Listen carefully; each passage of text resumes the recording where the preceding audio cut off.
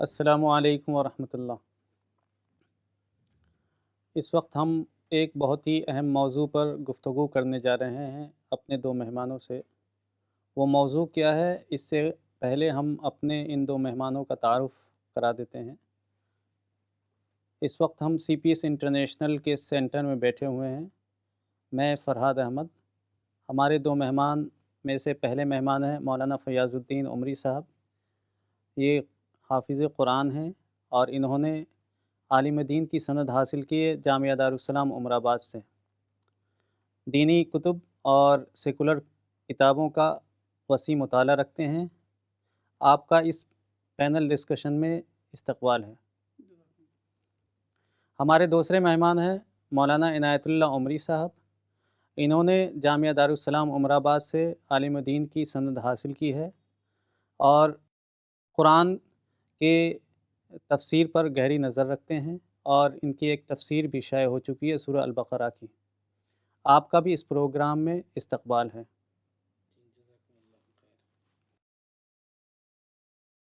سامعین کرام، اگر ہم مسلم تحریک کا جائزہ لیں تو معلوم ہوگا کہ 17ویں صدی کے بعد مختلف مسلم تحریکیں اٹھیں۔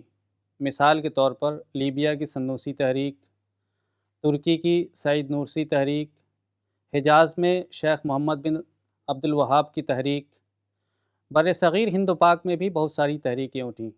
مثال کے طور پر خلافت تحریک یا تبلیغی جماعت۔ اسی طرح ایک اور تحریک بھی اٹھی تھی جس نے پوری دنیا کے مسلمانوں کو کافی متاثر کیا تھا، اور وہ ہے حکومت الہیہ کی تحریک، یعنی اللہ کی حکومت قائم ہونی چاہیے۔ یہ تحریک جو اٹھی تھی یہ مصر میں اخوان المسلمین کے نام سے اٹھی تھی، اور بر صغیر ہند و پاک میں یہ جماعت اسلامی کے ذریعے تحریک اٹھی۔ اس تعلق سے آج ہم گفتگو کریں گے کہ حکومت الہیہ کی جو تحریک ہے وہ کیا ہے، اس کا کیا اثر ہوا، اور اس کے اندر کیا کمی ہے۔ اس پر ہم بات چیت کریں گے اپنے ان دو مہمانوں سے۔ تو سب سے پہلے میں مولانا فیاض الدین عمری صاحب سے سوال کروں گا کہ آپ بتائیے کہ حکومت الہیہ تحریک کے بانیان کون ہیں اور اس تحریک کے اٹھنے کا پس منظر کیا ہے؟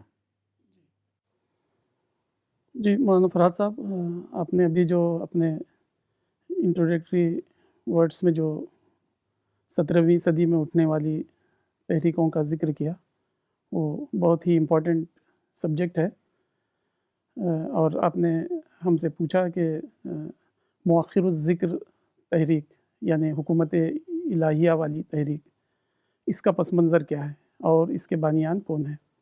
تو میں آپ کو بتا دوں، جدید زمانہ ٹوٹلی ایک ڈیفرنٹ زمانے کے طور پر ایمرج ہوا ہے۔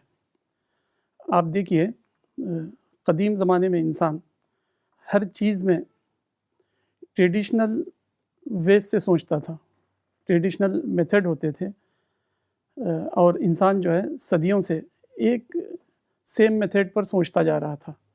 لیکن یورپ کی نشأت ثانیہ، جس کو ہم رینیسانس کہتے ہیں، اس کے بعد دنیا میں ایک انقلاب آیا۔ وہ انقلاب آئیڈیالوجی کے معاملے میں بھی آیا، اور جو ہے کموڈیٹیز جس کو ہم کہتے ہیں، یعنی روزمرہ کی استعمال کی سویدھائیں جس کو ہم کہتے ہیں، اس سلسلے میں بھی آیا۔ تو اس کو جو ہے بعض لوگوں نے کہا ہے دا گریٹ انٹلیکچول ریولوشن یا ایج آف کنزیومرزم۔ تو ایک طرف جو ہے کموڈیٹیز جس کو ہم کہتے ہیں، اس سلسلے میں ریولوشنری چیزیں انسان کے استعمال میں آئی، جو اس سے پہلے غالباً بڑے بڑے بادشاہوں اور سورماؤں کو بھی حاصل نہیں تھی۔ دوسری طرف دا گریٹ انٹلیکچول ریولوشن کی وجہ سے نئی نئی تعبیرات، نئی نئی آئیڈیالوجیز، نئی نئی مومنٹس اور تحریکوں کا اس کو ہم دور کہہ سکتے ہیں۔ عین اس وقت میں عالم اسلام میں ایک بہت بڑی ٹریجڈی بھی ہو گئی۔ وہ ٹریجڈی یہ تھی کہ اس دور کے جو معلوم بر اعظم ہے، جس کو آپ افریقہ، ایشیا اور جو ہے یورپ کہتے ہیں، تو یہی اصل یوریشیا جس کو ہم کہتے ہیں، افریقہ اور یورپ اور ایشیا، یہی جو ہے دنیا کا جو ماس لینڈ ایریا ہے، یہی ہے جہاں سے انسان صدیوں سے بستا آ رہا ہے۔ تو صدیوں سے جو ہیومن ہیبیٹیشن جس کو ہم کہتے ہیں، اس پر جو ہے 7ویں صدی کے بعد محمد الرسول اللہ کے فالوورس نے جو ہے قبضہ کیا پولیٹیکلی، اور جو ہے انہوں نے پورا نارتھ افریقہ اس پر انہوں نے قبضہ کر لیا۔ اور پھر جو ہے آپ میپ دیکھیں گے تو امیید کیلیفت جس کو ہم کہتے ہیں، خلافت بنو امیہ، تو ان کا آپ میپ دیکھیے تو وہ میپ شروع ہوتا ہے موراکو سے، اسپین کے جو ہے اسپین سے جو لگا ہوا جو افریقہ کا جو ایریا ہے وہاں سے شروع ہو کر وہ جو ہے ہمارے کراچی یا آپ کہہ سکتے ہیں پنجاب تک پھیلا ہوا ہے، یعنی اتنا بڑا لینڈ ماس، اس پر جو ہے مسلمانوں کا ڈومینیشن ہو گیا پولیٹیکلی۔ تو خدا کی پلاننگ کے تحت ہوا تھا کہ خدا یہ چاہتا تھا کہ جو ہے جیسا صبح کے سیشن میں ڈسکشن ہوئی کہ ایج آف پرسیکیوشن کو ختم کیا جائے، یعنی مذہب کو اسٹیٹ سے ڈیٹیچ کر دیا جائے تاکہ انسان فریلی سوچے اور جو ہے جو چاہے وہ جو ہے اختیار کر سکے۔ جیسے نبیوں کا پیغام اگر کسی کو سمجھنا ہو تو اس پر کوئی اسٹیٹ پریشر نہ رہے۔ تو خدا تعالیٰ نے جو ہے جیسے بنی اسرائیل کے ساتھ کنعان میں یا فلسطین میں کیا تھا اپنے ایک خاص مقصد کے تحت، ایک مشن کے تحت، اسی طرح یہی واقعہ بڑے پیمانے پر بنو اسماعیل کے ساتھ ہوا، اور توسیعی طور پر ان سارے لوگوں کے ساتھ جنہوں نے بنو اسماعیل کے مذہب کو قبول کیا۔ تو ایک گریٹ لینڈ ماس جو ہے مسلمانوں کے قبضے میں آیا، اور یہ سلسلہ چلتا رہا یہاں تک کہ 1200 سال 1300 سال گزر گئے۔ تو اس کے بعد جو ہے ایک عجیب و غریب واقعہ پیش آیا کہ یورپ سے جو ہے ایک نئی سوچ ابھری۔ اس نئی سوچ نے جو ہے قدیم دور کو پوری طرح ہلا کر رکھ دیا۔ تو اس کے جو وکٹم بنے، یعنی جو اس کے بینیفیشری تھے قدیم دور کے، اس میں مسلمان سب سے بڑے بینیفیشری تھے۔ تو چائنا میں بھی کچھ لوگ تھے، اسی طرح آسٹریلیا میں بھی تھے اور USA میں بھی تھے۔ ان ساروں کو جو ہے ایک بہت بڑا دھکا لگا، یعنی ان کے کلچر پر، ان کے پولیٹیکل پاور پر، ہر چیز پر۔ تو اسی طرح مسلمانوں پر لگا، لیکن یہ امپیکٹ مسلمانوں پر زیادہ تھا۔ یہ ڈینٹ جس کو آپ کہیں گے، جو پش لگا، یہ مسلمانوں پر زیادہ لگا۔ تو مسلمانوں نے جو ہے یہ تینوں بر اعظموں پر جو ان کا دبدبہ تھا وہ آہستہ آہستہ لوز کرنا شروع کیا۔ تو اس کے نتیجے میں جو ہے مسلمانوں میں بہت ساری مومنٹ اٹھی اس کو دوبارہ ری گین کر سکیں۔ جیسے آپ نے ذکر کیا سید نورسی کی تحریک جو ترکی میں اٹھی، اسی طرح جو ہے آپ نے سنوسی کی تحریک، شیخ محمد بن عبد الوہاب کی تحریک سعودی عربیہ میں، اسی طرح جو ہے خلافت تحریک ہمارے ہندوستان میں۔ تو یہ ساری تحریکوں کے پیچھے جو ہے ایک ہی وش کام کر رہی تھی، وہ تھی ریگین آف پاسٹ گلوری، عظمت ماضی کی دوبارہ دریافت۔ لیکن جو ہے یہ ہو نہیں پا رہی تھی مختلف ریزن سے۔ تو جب مسلمانوں کی یہ خواہش آگے بڑھی تو دو نام ابھر کر جو ہے ایک بہت ہی عجیب اینگل سے ان کے سامنے آئے۔ ایک تھے مولانا مودودی، 1903 میں ان کی پیدائش ہوئی غالباً دکن حیدرآباد میں، اور دوسرے تھے سید قطب اور حسن البنا 1906 میں۔ تو خلافت تحریک، سنوسی تحریک یا شیخ محمد بن عبد الوہاب کی تحریک کے بالکل الگ میں ان لوگوں نے جو ہے مسلمانوں کی وہ جو ٹو ریگین پاسٹ گلوری، اس کو انہوں نے جو ہے ایک تعبیر کی شکل دے دی، ایک آئیڈیالوجی کی شکل دے دی۔ یعنی اس سے پہلے تو ہم یہ کہہ سکتے ہیں کہ ہر مسلمان کے دل میں یہ تھی کہ جو ہے اسلام کا غلبہ رہے اور یہ دبدبہ قائم رہے قرآن اور جو ہے اسلام کا۔ لیکن انہوں نے جو ہے ایک عجیب و غریب طور پر یہ کیا کہ انہوں نے جو ہے اس تعبیر کو ہی جو ہے اسلام کی مین گول کے طور پر پیش کیا، یعنی پولیٹیکل گین کو حاصل کرنا اور جو ہے اسلامی حکومت کا قیام، اس کو ہی انہوں نے جو ہے لا الہ الا اللہ محمد الرسول اللہ کا مین پارٹ قرار دیا۔ تو یہ دو ناموں نے جو ہے اتنا زیادہ امپیکٹ ڈالا عالم اسلام پر، عرب ورلڈ پر بھی اور نان عرب ورلڈ پر بھی، کہ یوتھس کے کیا کہتے ہیں آپ، چنک کے چنک ان کے پیچھے ہو گئے، لاٹ کے لاٹ جو ہے ان کے فالوور بن گئے۔ اور اس کی وجہ سے جو ہے لوگوں کے اندر پہلے تو انہوں نے پیسفلی اپنا نظریہ رکھا، جب پیسفلی وہ کامیاب نہیں ہوئے تو انہوں نے پھر جو ہے وائلنٹ میتھڈ استعمال کرنا شروع کیے. اس طرح جو ہے آپ کہہ سکتے ہیں کہ جو ہے the most impactful person of our recent history Maulana Syed Abul Ala Maududi اور سید قطب الشہید جن کو کہتے ہیں مصر سے. تو یہ دونوں بانیان نے ایک بگ فالوئنگ پیدا کی اپنی. تو اس طرح جو ہے وائلنٹ جو ہے ایک دم وائڈ اسپریڈ ہو گیا اس تشریح کی وجہ سے. شکریہ فیاض صاحب. ہم جیسا کہ جانتے ہیں مولانا مودودی صاحب نے ایک کتاب لکھی قرآن 4 بنیادی اصطلاحیں. اس میں اس کتاب میں انہوں نے دین کی جو بنیادی اصطلاح اس کی تشریح کی ہے. تو میں آپ سے یہ پوچھنا چاہوں گا کہ یہ بنیادی اصطلاح کیا ہے اور مولانا مودودی صاحب نے اس کی تشریح کیا کی ہے؟ مولانا مودودی صاحب سے پہلے مولانا سید ابوالعلا مودودی صاحب سے پہلے ہم ارکان خمسہ جانتے تھے، یعنی توحید، نماز، روزہ، زکوٰۃ، حج، ونس آف اللہ اینڈ جو ہے 5 ٹائم پریئرس اینڈ جو ہے زکوٰۃ، حج وغیرہ. یہ 5 ہی ارکان سے ہم جو ہے واقف تھے مولانا مودودی صاحب سے پہلے. اور ہر مسلمان جو ہے رسول اللہ کے بعد سے لے کر اب تک یہ جانتا تھا کہ 5 ارکان اسلام ہیں جس پر مجھے اسٹرکٹلی فالو کرنا ہے اخلاص کے ساتھ. اتنا ہی انسان جانتے تھے. لیکن جیسا کہ آپ کو میں نے بتایا کہ یہ دور ایک ڈیفرنٹ دور ہے ہر چیز میں، یعنی ریولوشنری تھاٹس دینا اور ہر چیز کو ایک تھیم اور آئیڈیالوجی بنانا. تو مولانا مودودی نے جو ہے ایک بہت ہی کیا کہتے ہیں یونیک ٹائپ کی اصطلاحات پیش کی کہ دین کی 4 بنیادی اصطلاحیں یا اصطلاحات اربعہ کے نام سے انہوں نے جو ہے الہ، رب، عبادت اور دین، یہ 4 چیزوں کو انہوں نے جو ہے دین کی بنیادی اصطلاحیں کہا. حالانکہ اس سے پہلے ہم دین کی بنیادی اصطلاحیں وہی ارکان خمسہ کو جانتے تھے. تو یہ یونیکلی انہوں نے جو ہے بہت ہی شاذ و نادر انداز میں 4 الفاظ کو انہوں نے لیا اور اس سلسلے میں کہا کہ یہ 4 بنیادی اصطلاحات ہیں، بیسک ٹرمینالوجیز آف اسلام. یعنی اس کو سمجھے بغیر اسلام میں انٹری ہی انسان کی جو ہے مشکل ہو جاتی ہے یا ڈاؤٹ فل ہو جاتی ہے. تو یہ دین کی ان کی 4 بنیادی اصطلاحیں تھیں، الہ، رب، دین، عبادت. تو اس کی تشریح انہوں نے کیا کی وہ بڑی ہی امیزنگ ہے، یعنی امیزنگ بھی ہے اور ویری اسٹرینج بھی ہے ہم کہہ سکتے ہیں، جس سے جو ہے ہماری اگلی نسلیں واقف نہیں تھی.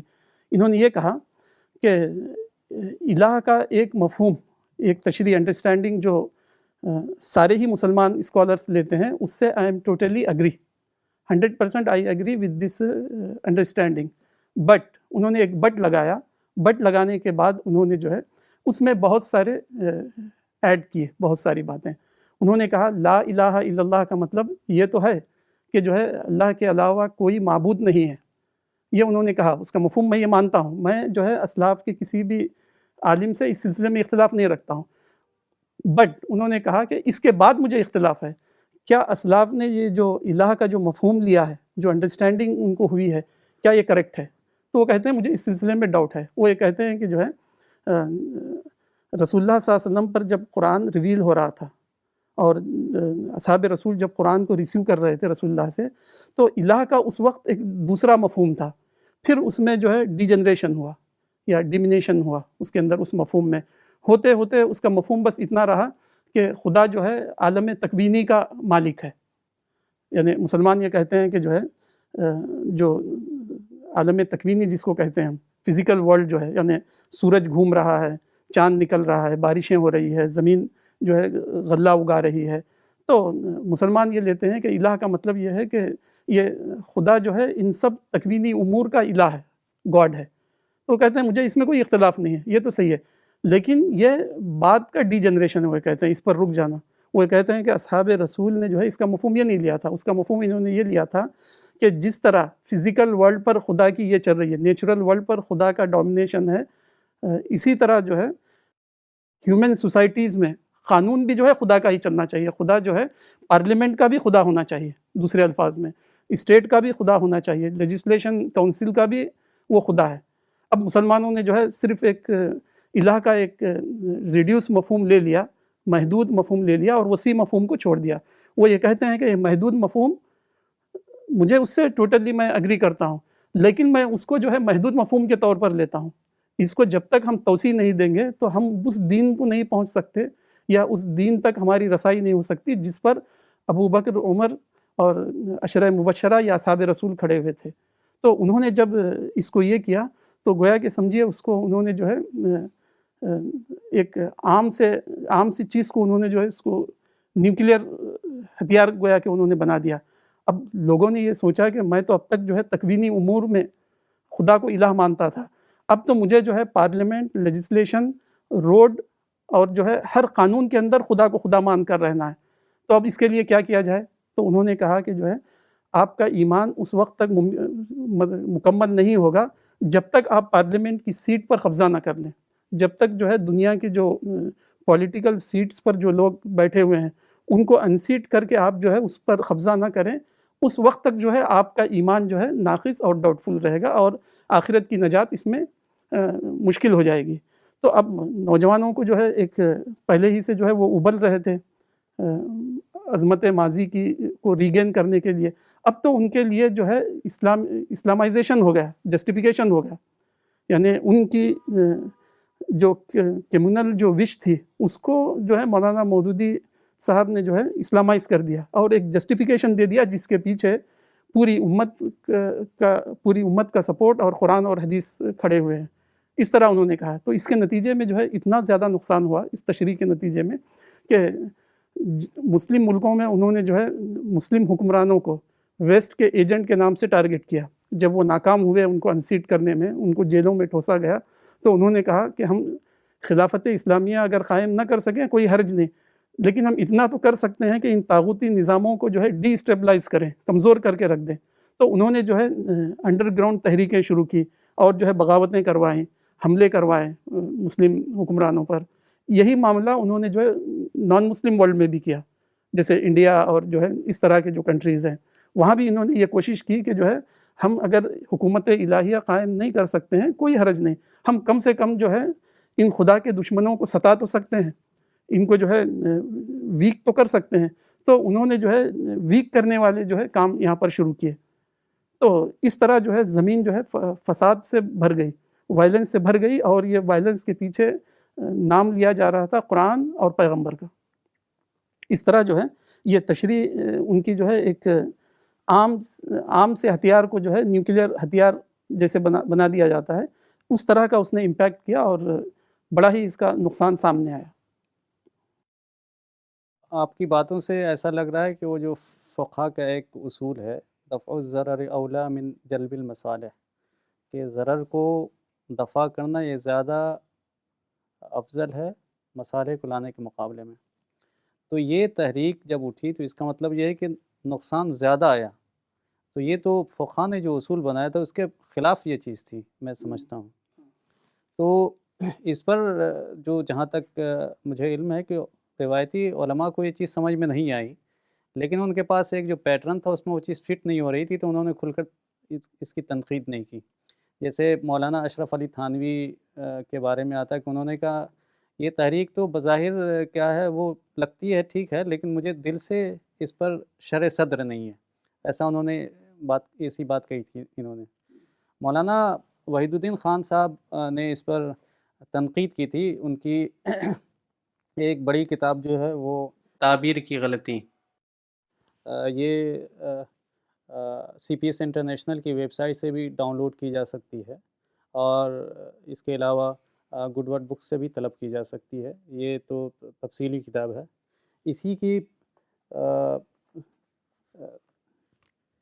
اسی کو اختصار کیا تھا مولانا نے، اردو میں کیا دین کی سیاسی تعبیر کے نام سے، اور انگلش میں اسی کا ٹرانسلیشن ہے دا پولیٹیکل انٹرپریٹیشن آف اسلام۔ اس میں ہم اس کو تفصیل سے دیکھ سکتے ہیں۔ اس وقت ہم اس تعلق سے مولانا عنایت اللہ عمری صاحب سے سوال کریں گے اس پر۔ مولانا وحید الدین خان صاحب اس کو دین کی سیاسی تعبیر کے نام سے کیوں موسوم کرتے تھے؟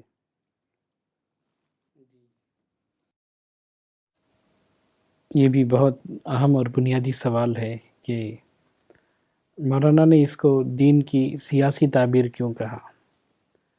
دیکھیں، جیسا کہ ابھی ہم سن رہے تھے ہمارے ساتھی سے کہ انسانوں کے اندر جو ہے ایک خواہش ہوتی ہے کہ دنیا میں وہ ڈومیننٹ رہیں، ان کی حکومت ہو، ان کا پاور ہو. اور دوسرا ایسا بھی ہوتا ہے انسان، یہ بھی ایک فطری سی بات ہے کہ جن لوگوں نے یہاں پر تقریباً 1000 سال حکومت کی ہو، وہ کھونے کے بعد دوبارہ ان کے اندر چاہت پیدا ہوتی ہے کہ جو ہم کھو چکے ہیں اسے دوبارہ حاصل کریں. یہ ایک فطری خواہش ہے، اور یہ فطری خواہش پوری بھی ہو سکتی ہے اور پوری نہیں بھی ہو سکتی. انسان ویسے بہت سے خواہشیں رکھتا ہے، مگر ہر خواہش کا پورا ہونا ضروری نہیں ہوتا ہے. لیکن اس معاملے میں غلطی جو ہوئی مولانا ابوالعلا مودودی سے، وہ یہ کہ انہوں نے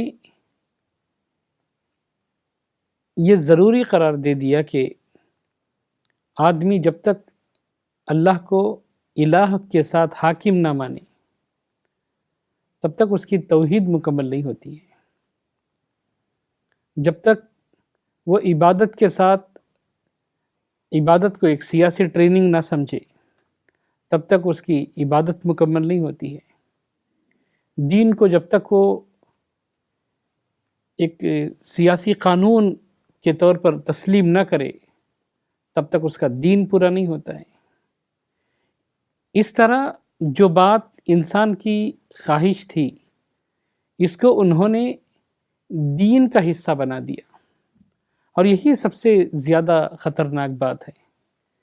دیکھیں، مولانا وحید الدین خان صاحب نے لکھا ہے کہ مجھے یقین ہے کہ انہوں نے یہ جو تعبیر کی ہے، ان کی یہ تعبیر یقیناً تحریف تو ہے، مگر انہوں نے جان بوجھ کر کے نہیں کی.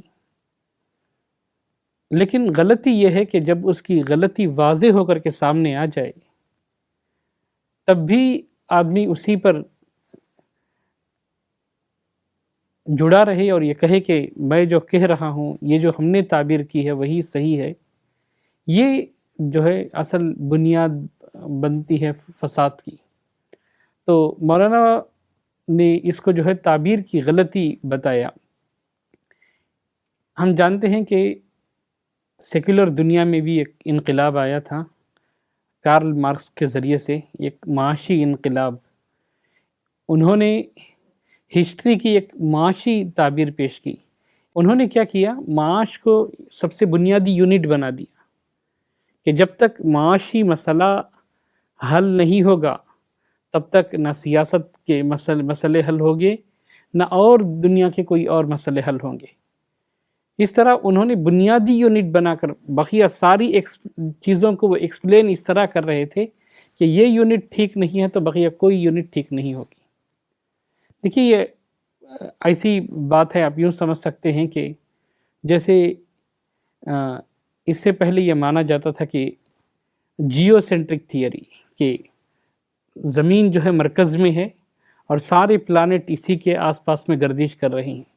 یہ ایک یقیناً ایک فہم کی غلطی تھی، اور یہ ایک جو انسان جو بظاہر دیکھتا ہے اس سے بھی یہی لگتا ہے کہ ایک طرف سے انسان کو نظر آتا ہے کہ سورج طلوع ہو رہا ہے اور دوسری طرف غروب ہو رہا ہے، تو پھر لگتا ہے کہ وہ نیچے سے گردش کرتے ہوئے پھر اوپر طلوع ہو رہا ہے. بظاہر ایسے لگتا ہے، مگر جب سائنس نے یہ ثابت کیا کہ ایسا نہیں ہے، ہیلو سینٹرک تھیوری یہ صحیح یہ ہے، تب جیسے چرچ نے، کلیسا نے اس کی مخالفت کی اور ان کو جیل میں، ان کے اپنے گھر میں نظر بند کر دیا. تو یہ غلطی ہوئی. بالکل یہی معاملہ اس تعبیر کی غلطی کا بھی ہے کہ جب دین کو سیاسی اعتبار سے مرکز میں سیاست کو رکھ دیا گیا کہ دین سیاست ہی سب کچھ ہے، حکومت ہی سب کچھ ہے، اس کے بغیر نہ تو آپ کی عبادت ٹھیک ہوتی ہے، نہ نماز ٹھیک ہو سکتی ہے، نہ آپ کی زکوٰۃ ٹھیک ہے، نہ دین کے اور کوئی کام ٹھیک ہو سکتے ہیں. تو اس بنیاد پر جو ہے مولانا نے اس کو تعبیر کہا اور اس پر اس کو تنقید کا نشانہ بنایا. جیسا کہ آپ نے بات بتائی، اسی پر ایک اور سوال ہم آپ سے کریں گے، لیکن ایک حدیث جو مجھے سمجھ میں آ رہی ہے وہ ہم یہاں پر پیش کرتے ہیں. اللہ کے رسول صلی اللہ علیہ وسلم نے کہا، انما بعثت لاتمم صالح الاخلاق، کہ مجھے بھیجا گیا ہے کہ میں اچھے اخلاق کو مکمل کروں. تو ظاہر سی بات ہے یہ سب چیزیں ہوں گی تو اخلاق نہیں آئے گا وہاں پر کیا کنسرن دوسرا ہو جائے گا۔ تو اس تعلق سے میں آپ سے یہ سوال کروں گا، اسی سے ملتا لگتا ہوا سوال ہے کہ اس تشریح پر مولانا وحید الدین خان صاحب نے کیا تنقید کی ہے؟ جی، یہ بھی بہت بنیادی سوال ہے کہ مولانا اس نظریے کو یا اس تصور کو یا اس تعبیر کو کس طرح سے دیکھتے ہیں اور اس پر مولانا کی کیا تنقید ہے۔ دیکھیے، سب سے پہلے اگر ہم قرآن پڑھیں تو قرآن میں اللہ تعالیٰ نے کہا کہ قل اللہم مالک الملک تؤتی الملک من تشاء وتنزع الملک ممن تشاء، کہ مالک الملک اللہ ہیں، اللہ جسے چاہتے ہیں حکومت دیتے ہیں اور جسے چاہتے ہیں اسے چھین لیتے ہیں۔ یعنی اس کا واضح مطلب یہ ہے کہ یہ سارے کا سارا معاملہ اللہ کا معاملہ ہے۔ اس کے بعد قرآن یہ کہتا ہے تولج اللیل فی النہار وتولج النہار فی اللیل، کہ وہی اللہ ہے جو رات کو دن میں داخل کرتا ہے اور دن پر رات کو داخل کرتا ہے۔ تو اس کی تفسیر میں مولانا نے بہت اچھی بات لکھی۔ مولانا نے کہا کہ جیسے انسان کے یہ اختیار میں نہیں ہے کہ جب چاہے وہ اپنے لیے دن پیدا کر لے، جب چاہے وہ اپنے لیے رات بنا لے، جیسے وہ اس کے کنٹرول سے باہر کی چیز ہے، یہ حکومت کا معاملہ بھی ایسا ہی ہے کہ یہ خالص اللہ کے کنٹرول کی چیز ہے۔ اس کو کوئی چاہ کر کے بھی حاصل نہیں کر سکتا ہے اور کوئی چاہ کر کے کسی کو ہٹا بھی نہیں سکتا ہے۔ یہ خالص اللہ کا معاملہ ہے، خالص اللہ کا اختیار ہے۔ اور دوسری بات یہ بھی ہے، قرآن سے معلوم ہوتا ہے کہ حکومت کا معاملہ ایک امتحان کا معاملہ ہے۔ دیکھیں، ایک زمانے تک 1000 سال تک اس امتحان پر مسلم دنیا تھی، اب دوسری قوموں کا امتحان ہو رہا ہے۔ یہ کوئی ایسی چیز نہیں ہے جو بہت زیادہ اہم ہے، اس کے بغیر دین پورا نہیں ہوتا ہے۔ اس سلسلے میں ایک بہت اہم آیت مولانا ذکر کرتے ہیں، جو بہت زیادہ جنرلی وہ لوگ اس آیت کو کوٹ کرتے ہیں جو دین کی سیاسی تعبیر کرتے ہیں کہ شرع لکم من الدین ما وصی بہ نوحا والذی اوحینا الیک وما وصینا بہ ابراہیم وموسیٰ وعیسیٰ ان اقیموا الدین، یعنی اس سے جو ہے نا اقامت دین کی تعبیر لی جاتی ہے۔ اقامت دین کا مطلب حکومت الہیہ کا قیام۔ اب مولانا اس آیت کا تجزیہ کرتے ہوئے بتاتے ہیں کہ اس آیت میں اللہ تعالیٰ نے بتایا کہ وہ دین تمہارے لیے مشروع ہے اللہ کی طرف سے، جس کی اللہ نے وصیت کی نوح کو، پھر ابراہیم کو، موسیٰ کو، عیسیٰ کو، اور ان سے مطالبہ یہ تھا کہ وہ دین قائم کریں، ان اقیم الدین۔ اگر ہم دیکھیں تو حضرت نوح نے کوئی اسلامی حکومت قائم نہیں کی، نہ حضرت ابراہیم نے کوئی پولیٹیکل امپائر کھڑا کیا، اور نہ تو موسیٰ نے اور نہ ہی حضرت مسیح نے۔ اس میں سے صرف ایک ہی پیغمبر ہیں جن کو اللہ تعالیٰ نے حکومت دی، وہ محمد صلی اللہ علیہ وسلم ہیں۔ دیکھیں، جب ہم اس آیت کی روشنی میں یہ طے کرتے ہیں کہ آیت کا مفہوم اقامت دین کا مطلب حکومت الہیہ کا قیام، تو لازمی طور پر یہ مشترکہ معاملہ ہونا چاہیے، جو نوح کو بھی ملا ہو اور ابراہیم کو بھی ملا ہو، موسیٰ کو بھی ملا ہو، عیسیٰ کو بھی ملا ہو علیہم الصلاۃ والسلام۔ لیکن ہم دیکھتے ہیں کہ ان میں سے کسی کو بھی نہیں ملا، یہ مشترکہ معاملہ نہیں ہے۔ تو اسی سے یہ بات ثابت ہوتی ہے کہ یہاں پر دین قائم کرنے کا مطلب حکومت الہیہ کا قیام نہیں ہے، بلکہ توحید کی دعوت ہے، اللہ کی عظمت کا اعلان ہے، اللہ کی معرفت ہے، اللہ کی گلوری ہے، یہ اصل بات ہے اس کے اندر۔ لیکن غلطی سے یہ سمجھ لیا گیا کہ اس آیت کا مفہوم حکومت الہیہ کا قیام ہے۔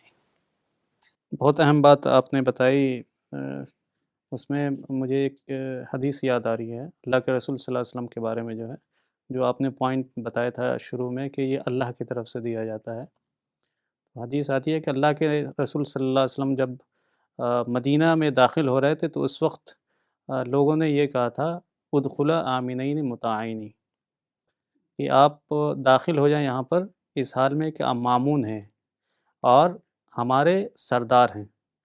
تو مدینہ کے لوگوں نے بھی جو سرداری قبول کی تھی، ایسا نہیں کہ اللہ کے رسول صلی اللہ علیہ وسلم نے کہا تھا کہ ہم آئیں گے آپ کے پاس حکومت کرنے کے لیے، انہوں نے یہ کہا تھا، بیعت یہ لی گئی تھی کہ ہم آئیں گے کہ آپ ہماری حفاظت کریں گے اور ہمیں دین کے کام کرنے میں مدد کریں گے۔ تو انہوں نے خود سے آگے بڑھ کر یہ کہا کہ آپ ہمارے سردار ہیں۔ تو یہ گویا اللہ کی طرف سے تھا، اور یہ فرد کو تیار کیا تب ہوا۔ فرد تیار ہوئے کہ ہم یہ کام کریں گے، تو ظاہر سی بات ہے چند آدمی بیٹھتے تو وہاں پر انتظام کے تحت ایک آدمی کو امیر بنایا جاتا۔ حدیث میں بھی آتے ہیں کہ سفر میں جاؤ 2 آدمی رہو تب بھی ایک آدمی کو امیر بناؤ۔ اس اعتبار سے یہ چیز کہہ سکتے ہیں ایک ضرورت کی چیز تھی۔ اور قرآن میں بھی آیت ہے کہ اللہ تعالیٰ ایک قوم کو دوسری قوم کے ذریعے دھکیلتا ہے حکومت سے، اور ان کو حکومت دیتا ہے جو زمین کے اندر نہ صرف انسانوں کی حفاظت کریں گے بلکہ ان کے عبادت گاہوں کی بھی حفاظت کریں گے۔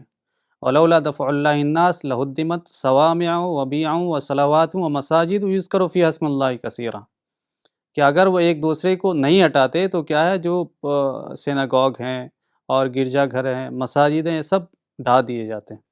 تو یہ اللہ کی طرف سے یہ پلاننگ ہوتی ہے پوری کہ کس کو دیا جائے کس کو نہیں دیا جائے۔ تو اس پر میں مولانا فیاض الدین عمری صاحب سے یہ سوال کروں گا کہ یہ دین کی سیاسی تعبیر جو ہے اس کے نقصانات کیا ہیں؟ ہاں، آپ نے بڑا امپورٹنٹ سوال کیا ہے، اس کو سمجھنا بہت ضروری ہے۔ جیسا کہ ہم نے آپ کو بتایا کہ صدیوں سے ہم کو جو دین ملا ہے وہ دین ہمیں ایمان اور اسلام کا ملا ہے۔ جیسے حدیث جبرائیل کے اندر کہا گیا کہ مل ایمان، مل اسلام، مت الساعہ، مل احسان، اس طرح کے سوالات ہیں۔ تو جو ہمیں اصحاب رسول سے جو ہمیں دین منتقل ہوا، اس دین کو جب ہم دیکھتے ہیں تو خدا سے افیکشنیٹ ریلیشن شپ بنتی ہے، اس میں خدا سے جو ہے والہانہ تعلق اور خدا سے کی طرف لپک، خدا کی طرف جو ہے انکلینیشن، اس دین کا خلاصہ بنتا ہے۔ یعنی ایک مومن کا زندگی کا مرکز و محور یہ بنتا ہے کہ میرا رب میرا تزکیہ کر دے اور میں خدا کی نیئرنیس کو فیل کر سکوں زندگی میں، اسلاف سے جو ہم کو دین ملا ہے۔ لیکن جو ہے مولانا مودودی صاحب جو دین کی جو تشریح کرتے ہیں، جیسا کہ میں نے آپ کو اصطلاحات اربعہ کی تشریح میں بتایا، تو وہ اس کے بعد کہتے ہیں یہ 4 اصطلاحات کو بنیادی باتیں ماننے کے بعد ان کی تشریح میں جو ہے دین اب کچھ اور بن جاتا ہے۔ یعنی خدا سے والہانہ تعلق، افیکشنیٹ ریلیشن شپ، یہ اس میں بہت ہی کوئی ویک چیز بن جاتی ہے، کمزور سا گول بن جاتا ہے۔ وہ کہتے ہیں اس کے بعد کہ ان 4 بنیادی اصطلاحات کو ماننے کے بعد نماز، وہ کہتے ہیں کہ ایک اذان جو ہے، اذان کے بارے میں انہوں نے کہا کہ یہ ایک فوجی سائرن ہے، کہ جب اذان ہو رہی ہے تو مؤذن مسجد سے یہ کہہ رہا ہے کہ اے خدا کے فوجیوں، جنگ کا اعلان ہو چکا ہے، اب تمہیں جو ہے اس کی طرف مارچ کرنا ہے۔ تو گویا کہ اذان جو ہے ایک سپہ سالار کا یہ ہے، اناؤنسمنٹ ہے، جس پر فوجیوں کو جو ہے اب اطاعت کرنا ہے۔ تو وہ کہتے ہیں کہ ایک مومن جو ہے جب ان بنیادی اصطلاحات کو مانتا ہے تو مسجد پہنچتا ہے سائرن کی آواز سن کر، فوجی سائرن کی آواز سن کر، اور وہ نماز کو کہتے ہیں کہ نماز جو ہے فوجی ٹریننگ ہے، کہ کیسے جو ہے ایک فوج کے اندر، ملٹری کے اندر سپہ سالار کی اوبیڈینس کی جائے، اس کی جو ہے وہ تربیت ہے۔ اور پھر وہ کہتے ہیں کہ حج کا معاملہ بھی ایسے ہی ہے، حج جو ہے ایک سالانہ تربیت ہے اسلامک اسٹیٹ کو قائم کرنے کی۔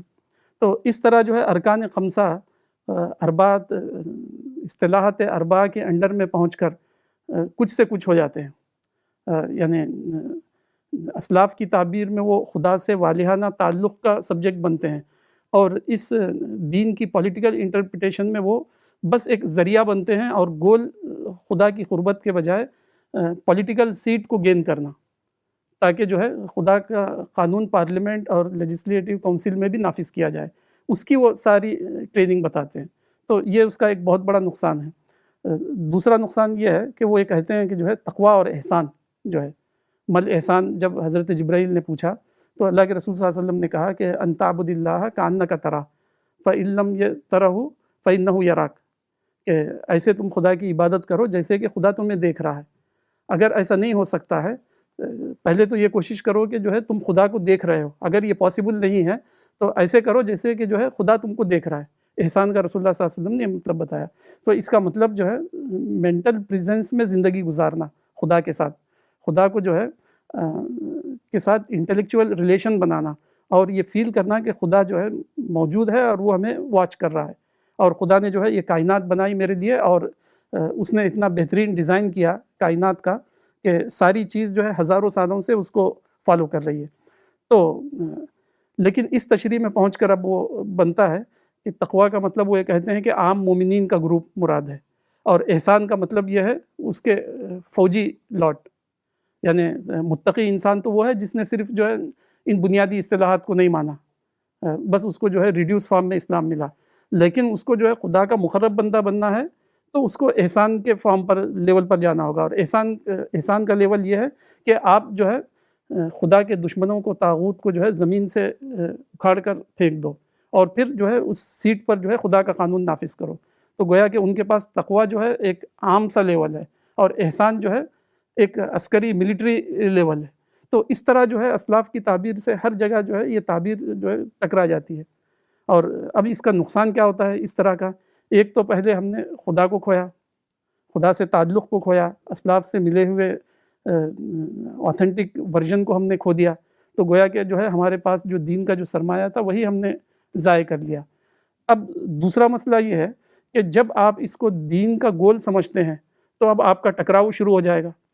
جب آپ کا ٹکراؤ لوگوں سے ہوتا ہے تو آپ کو پتہ ہے کہ دنیا کے اندر کوئی بھی سیٹ خالی نہیں ہے، ہر سیٹ پر ایک انسان براجمان ہے دنیا پہ۔ تو اب آپ نے اس کو اپنا گول بتایا کہ لوگوں کو انسیٹ کرنا، تو اب ہر وقت آپ ٹکراؤ کا شکار ہو رہے ہیں، اور جو ہے پولیٹیکل جو سورما ہے، پولیٹیکل جو جن کے پاس پاور ہے، وہ جو ہے آپ کو مارنے کو جو ہے اپنا مقصد اول بنا رہے ہیں۔ تو گویا کہ جو ہے یہ دین کی جو سیاسی تعبیر کے جو حاملین ہیں، اس کے ماننے والے ہیں، پہلے انہوں نے خدا سے تعلق کو کھویا، بعد میں انہوں نے جو ہے دنیا میں جینے کا حق بھی کھو دیا۔ مسلم ملکوں میں ان کو پریزن کے بارز کے پیچھے ڈھکیلا گیا، اور نان مسلم ورلڈ میں جو ہے ان پر پابندیاں لگا دی گئی۔ تو پوری دنیا کے مسلم اسٹیٹ ہو یا نان مسلم اسٹیٹ، وہاں پر آپ دیکھیے نوجوانوں کی ایسے نوجوانوں کی ایک بڑی بھیڑ ہے جنہوں نے اس پولیٹیکل تعبیر کے لیے کام کیا۔ پہلے تو انہوں نے خدا کو کھویا، اس کے بعد اپنی فیملی کو بھی کھویا، اور اپنی جاب کو بھی کھویا، اور جو ہے کوئی 20 سال کوئی 30 سال سے جو ہے جیلوں میں پڑے ہوئے ہیں۔ عرب ورلڈ میں بھی ایسے ہی ہے اور دوسرے ملکوں میں بھی ہے۔ تو یہ تو خسیرت دنیا والآخرہ جس کو قرآن میں کہا گیا کہ دنیا بھی گئی اور آخرت بھی گئی، یعنی نہ خدا ہی ملا نہ وصال صنم، یہ ان کا معاملہ ہو گیا۔ تو اب بہت زیادہ جو ہے اس بات کو سمجھنے کی ضرورت ہے۔ حالات یہ بتا رہے ہیں کہ جب تک اس کو ڈس اون نہ کیا جائے اور مسلمانوں کو یہ نہ بتایا جائے کہ یہ پولیٹیکل تعبیر تمہاری دنیا اور آخرت کے لیے کتنی زیادہ ہارمفل ہے، کتنا زیادہ اس کا نقصان ہے۔ ایک تو جو ہے مسلم ورلڈ جو ہے ڈی اسٹیبلش ہوتا ہے اس سے، اور نان مسلم ورلڈ کے اندر اسلام کا ایک بیڈ میسج جاتا ہے، اور اسلامک ایکٹیویٹیز جو ہے وہاں پر ایک ٹیبو بن جاتی ہے۔ تو لوگ یہ سمجھتے ہیں کہ کمیونل ہارمونی خراب ہو جائے گی۔ یہ لوگ جو ہے کیلیفورنیا کو جو ہے خیلیفورنیا کہتے ہیں، اس کے حاملین یہ کہتے ہیں کہ کیلیفورنیا جو ہے اصل میں خلیفورنیا، یعنی یہ خلافت کا ایک یہ ہے شہر ہے، اصل میں وہ خیلیفورنیا تھا۔ اس حد تک جو ہے ان کا میڈنس پہنچتا ہے۔ تو اب دنیا کے اندر جو ہے اسلام کا جو مطلب ہے پولیٹیکل حملہ لوگوں پر، جو لوگ پولیٹیکل سیٹ پر قائم ہیں ان کو ہٹا کر جو ہے اپنا وہاں پر مقام بنانا، یہی جو ہے اسلام کا مفہوم سمجھا جاتا ہے۔ حالانکہ دنیا اب جس دور میں داخل ہو چکی ہے وہ اسپریچول کرائسس ہے۔ روحانی ضرورتوں میں انسان جو ہے پوری طرح جو ہے اب اس کی ضرورت محسوس کر رہا ہے۔ یعنی انسانوں کو جو ہے جیسا کہ میں نے شروع میں بتایا کہ ماڈرن کموڈیٹیز ملی، بہترین ان کو گھر ملے، بہترین وہیکلز ملے، بہترین ان کو جو ہے ایجوکیشن ملی، ہر چیز کی نعمتوں میں انسان جو ہے اب نہایا ہوا ہے۔ تو اس نہائے ہوئے انسان کو جو سب سے زیادہ ضرورت محسوس ہو رہی ہے، وہ جو مس کر رہا ہے، مسنگ لنک اس کا جو ہے وہ مس ہے، میں نے کچھ کھو دیا ہے، اور وہ جو ہے سمجھ نہیں پا رہا ہے کہ وہ اس کی مسنگ کیا ہے۔ وہ ہے خدا سے والہانہ تعلق، خدا کے دین کا علم، اور خدا سے جو ہے لگاؤ، کریشن پلان سے واقفیت، جنت کو جو ہے اپنا گول بنانا۔ انسان جو ہے جنت کے بغیر ایسے ہی ہے جیسے مچھلی پانی کے باہر۔ تو انسان جو ہے ساری نعمتوں کے باوجود آج جو ہے مچھلی کی طرح تڑپ رہا ہے۔ تو اس پولیٹیکل تعبیر کی وجہ سے لوگ یہ سمجھتے ہیں کہ سو اینڈ سو مومنٹ میں شاید ہمارا جواب ہے، اور وہ جو ہے ایسی تحریکوں اور ایسے آرگنائزیشنز میں جو ہے اپنا جواب تلاش کرنے میں ان کی وینڈرنگ بڑھتی جا رہی ہے۔ تو اب ضرورت یہ ہے کہ انسان کے اس اسپریچول کرائسس کو ایڈریس کیا جائے، اور ان کو بتایا جائے کہ آپ اتنی ماڈرن ایمینٹیز کے بیچ میں پریشان کیوں ہیں۔ اس پریشانی کو ختم کرنے کا واحد ذریعہ یہ ہے کہ خدا سے ان کا لنک جوڑا جائے، اور ان کو کریشن پلان اور پیراڈائز ان کی ڈیسٹینیشن ہے، اس سے واقف کرایا جائے۔ اس کے علاوہ ہم جو بھی کریں گے صرف اور صرف جو ہے مسلم ورلڈ اور نان مسلم ورلڈ دونوں کو جو ہے بہت ہی بیکورڈ اور جو ہے بہت ہی بری حالت تک وہ پہنچا دینے والا ہے۔ تو میں سمجھتا ہوں کہ جو ہے آپ کا سوال ایڈریس ہو گیا ہوگا۔ اگر آپ کو اور کوئی بات کہنی ہو تو آپ آگے ارشاد فرمائیں۔ جزاک اللہ خیر۔ آپ کی بات سننے کے بعد مجھے سمجھ میں آئی، قرآن کی ایک آیت ہے جو دو جگہ آئی ہے الفاظ کے ایک لفظ کے فرق کے ساتھ۔ ایک جگہ وَسَارِعُوا إِلَىٰ مَغْفِرَةٍ مِّن رَبِّكُمْ وَجَنَّةٍ عَرْضُهَا السَّمَاوَاتُ وَالْأَرْضُ، یعنی دوڑو اللہ کی مغفرت کی طرف اور جنت کی طرف جس کی چوڑائی آسمان و زمین کے برابر ہے۔ اور ایک جگہ سابقو، سبقت کرو۔ تو جب ہم آپ نے جو بتا رہے تو اس اعتبار سے دیکھیں تو عملاً وہ سابقو الی مغفرۃ من ربکم نہیں ہو جاتے، سابقو الی حکومت الہیہ جیسا ہو جاتا ہے کہ سبقت کرو حکومت الہیہ قائم کرنے کے لیے، حکومت قائم کرنے کے لیے ہو جاتا ہے۔ اور اس میں جو افراد رہیں گے اللہ تعالیٰ چاہتا ہے، جو سورہ الانفال میں بات بتائی گئی انما المؤمنون الذین اذا ذکر اللہ وجلت قلوبہم وَإِذَا تُلِيَتْ عَلَيْهِمْ آيَاتُهُ زَادَتْهُمْ إِيمَانًا وَعَلَىٰ رَبِّهِمْ يَتَوَكَّلُونَ، کہ مومن وہ ہیں کہ جب اللہ کا ذکر کیا جائے تو ان کے دل دہل اٹھیں، اور جب ان کے سامنے اللہ کی آیتیں تلاوت کی جائیں تو ان کے ایمان میں اضافہ ہو اور وہ اپنے رب پر بھروسہ کرتے ہیں۔ تو اب جو کنسرن سارا ہو جائے گا کہ حکومت قائم کرنا ہے، تو ان کے دل کب دہل اٹھیں گے؟ جب معلوم ہوگا کہ حکومت قائم نہیں ہوئی تو دہل اٹھیں گے، اور ان کے ایمان میں اضافہ ہوگا جب معلوم ہوگا کہیں پر کیا ہے ہمارے لوگوں نے جو حکومت الہیہ کے قیام کی کوشش کر رہے ہیں ان کو تھوڑی سی کامیابی ہوگی تو ان کے ایمان میں اضافہ جیسا ہو جائے گا۔ یہ کیفیت ہو سکتی ہے، تو یہ بالکل 90 ڈگری چینج جیسا معاملہ ہو جائے گا، اس کے علاوہ تو کچھ نہیں کہہ سکتے ہیں اس کو۔ اور ایک حدیث ہے ان تعبد اللہ کانک تراہ فإن لم تکن تراہ فإنہ یراک، کہ اللہ کی عبادت ایسے کرو گویا کہ تم اس کو دیکھ رہے ہو، اور اگر تم نہیں دیکھتے تو وہ تم کو دیکھ رہا ہے۔ تو یہ اگر چینج کیا جائے تو یہ ہو جائے گا کہ تم دنیا میں کوشش کرو خلافت کے لیے ایسے گویا کہ تم دیکھ رہے ہو اس کو سامنے، اور اگر تم نہیں دیکھ رہے ہو تو وہ آپ کے انتظار میں ہے، جاؤ انسیٹ کرو، سیٹ حاصل کرو۔ تو یہ اس ٹائپ سے بالکل میں سمجھتا ہوں کہ گول پورا چینج ہو جاتا ہے۔ ایک طرف جنت کے لیے، مغفرت کے لیے دوڑنا ہے، اور دوسری طرف کیا ہے آپ دنیا کے اندر حکومت قائم کرو اس کے لیے دوڑنا ہے۔ تو اللہ تعالیٰ نے جو یہ کہا ہے وَمَا خَلَقْتُ الْجِنَّ وَالْإِنسَ إِلَّا لِيَعْبُدُونَ، کہ ہم نے انسان اور جنات کو پیدا کیا کہ وہ میری عبادت کریں، اور دوسری جگہ بتایا کہ ذَلِكَ جَزَاءُ مَن تَزَكَّىٰ، کہ یہ بدلہ ہے، جنت ان لوگوں کا بدلہ ہے جو اپنا تزکیہ کریں۔ تو ان چیزوں سے آدمی کا پورا ذہن یہ ہو جائے گا، ختم ہو جائے گا، اور وہ ہو جائے گا حکومت قائم کرو، اس کے لیے کوشش کرو، اس کے لیے سوچو، اسی کو اپنا کنسرن بناؤ، اسی کو اپنے احسان کی طرح اس کو لے کر آپ زندگی گزارو۔ تو اس پر میں آپ سے ایک آخری سوال کروں گا کہ دین کی یہ سیاسی تعبیر جو ہے اسلاف کی تعبیر ہی دین سے کیسے ٹکراتی ہے؟ اس کو مولانا نے اپنی کتاب تعبیر کی غلطی اور جو اس کا خلاصہ تیار کیا ہے مختصر سا دین کی سیاسی تعبیر، اس کے اندر بہت ہی وضاحت کے ساتھ اس مسئلے کو ذکر کیا ہے۔ جیسے کہ مولانا عنایت صاحب نے بتایا آپ کو کہ ان اقیم الدین کے سلسلے میں یہ بنیادی وہ اپنا یہ مانتے ہیں، بیس مانتے ہیں مولانا سید ابوالعالیٰ مودودی۔ ان اقیم حکومت الہیہ کا قیام وہ کہاں سے ایکسٹریکٹ کرتے ہیں، اس کو کہاں وہ اپنا آرگیومنٹ رکھتے ہیں، نقیم الدین جو سورہ شورا کی آیت ہے، تو یہ وہاں سے لیتے ہیں اور کہتے ہیں کہ جو ہے اس طرح جو ہے دین کی یہ تعبیر بنتی ہے کہ جو ہے سارے انبیاء نے دین کا یہی مفہوم بتایا، چونکہ ان کے پاس دین کا مفہوم ہے شرعی قوانین کا نفاذ، شرعی قوانین کے نفاذ کو وہ جو ہے دین کہتے ہیں، یعنی اسٹیٹ کی سطح پر دین کو قائم کرنا۔ تو وہ اس کی یہ تشریح کرتے ہیں نقیم الدین کا. تو مولانا نے ساری ہی بڑی تفاسیر سے یہ بتایا ہے کہ علماء کرام نے، نصفی نے اور جو ہے کشاف نے اور عثمانی نے، تفسیر عثمانی نے اور قرطبی نے اور فلاں نے، جتنے مشہور ہماری ابن کثیر نے اس سلسلے میں کیا تشریح جو ہے ہم تک پہنچائی ہے. تو اس تشریح کے مطابق جو ہے جمہور یہ کہتے ہیں وہاں پر اس سے مراد جو ہے دین کی وہ بنیادی باتیں ہیں جو انفرادی سطح پر ہر آدمی، چاہے وہ کسی اسٹیٹ کا پولیٹیکل پارٹنر ہو یا نہ ہو، کہ کہیں اس کی حکومت قائم ہے یا وہ ایک عام سٹیزن ہے، ایک عام انسان اور ایک خاص انسان، پولیٹیکل گین، پاور گین کیا ہوا انسان، دونوں جو ہے اس پر عمل کر سکتے ہیں.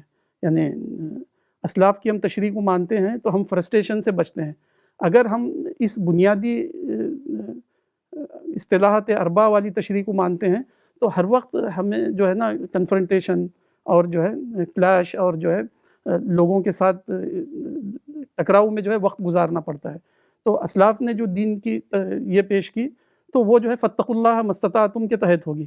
یعنی جو آدمی جہاں کھڑا ہوا ہے وہیں اس سے دین مطلوب ہے کہ وہ 5 وقت کلمے کا اقرار کرے، نماز پڑھے، روزہ رکھے، اگر اس کے پاس پیسہ ہو تو زکوٰۃ دے، اور جو ہے اگر اس کے پاس طاقت ہو تو وہ حج کرے. تو باقی جو زکوٰۃ اور حج کا معاملہ یہ ہے کہ وہ طاقت پر اس کو رکھا گیا ہے.